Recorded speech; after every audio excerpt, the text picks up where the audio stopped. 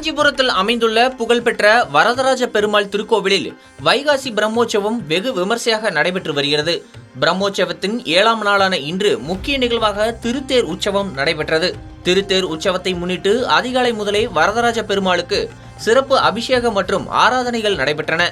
பின்னர் ஸ்ரீதேவி பூதேவியுடன் அலங்கரிக்கப்பட்ட வரதராஜ பெருமாள் கோவில் வளாகத்திலிருந்து மேலதாளங்கள் முழங்க திருத்தேர் அமைந்துள்ள தேரடி பகுதிக்கு ஊர்வலமாக அழைத்து வரப்பட்டார்.